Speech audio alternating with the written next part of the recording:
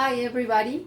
Well, I try to think about an idea to explain you this exercise about forces analysis.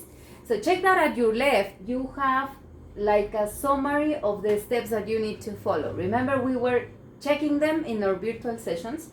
Step number 1, remember, is to write or draw the free body diagram. Step number 2, remember, you have to make sure that you are including all the forces that are acting in the object or in the body. Normal force, weight, tension in a rope when it applies, or the forces, kinetic or static forces. Remember that the third step is to include the balance of forces. So this is the main part of the analysis of the exercise.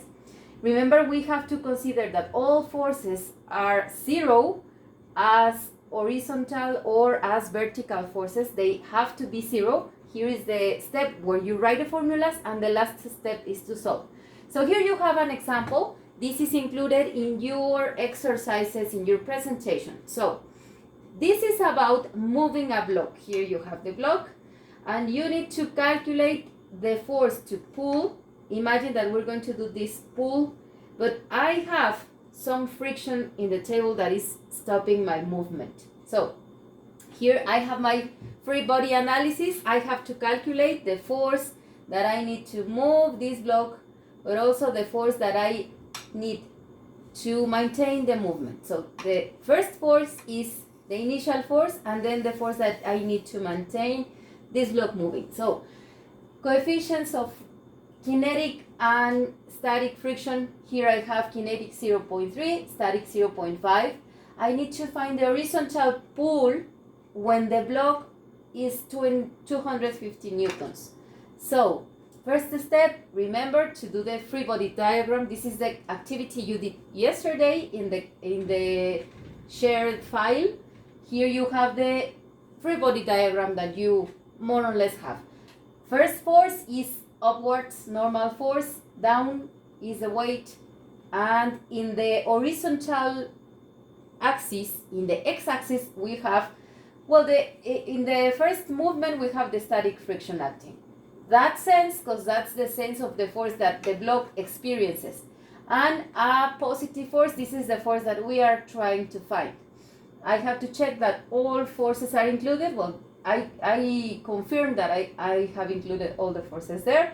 So I go to the step number 3. This is the important step. So I have to do a balance of forces. Now, check that I am doing an horizontal and a vertical analysis of forces. In the horizontal forces, check how my friction force is left. It goes left because this is the force that the block experiences. It has a negative sign. Then the force that I'm trying to find, the pull force, is a positive sign.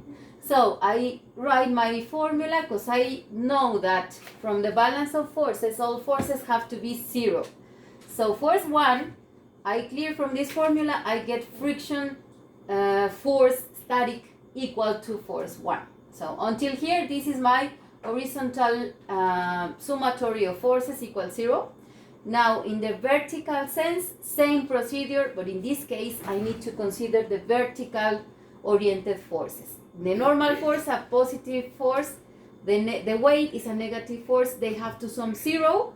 So I just clear from this formula, the weight goes to the other side. If this is a negative sign, it changes to a positive sign. I already have my value here, 250 newtons, that's the weight. So until here, this is my step number 3, because this is my analysis of forces. What's next? Well, I have to solve. Check that this is the formula that you have for the friction force. This is the formula that we have been checking. Coefficient of friction multiplied by the normal force for a static force and for a kinetic force, kinetic friction force. What's next? Just to substitute values. If I have a coefficient of static friction of 0.3, I just have to multiply 0.5. Here I have coefficient of static friction. I write it here. 250 newtons is the value for the normal force, and I get 100 125 newtons. I know that force 1, or the pull force that I need to start moving this block, is equal to the friction force, 125 newtons. So my first value, the one that answers the first question, is 125 newtons. What happens with the kinetic friction force? Same procedure as the static, but in this case I have to consider the kinetic friction coefficient, 0.3. So I multiply 0.3 by 250 newtons, same normal force, and I get 75 newtons. So my value is 75 newtons, and this is the force that I need to maintain moving the block.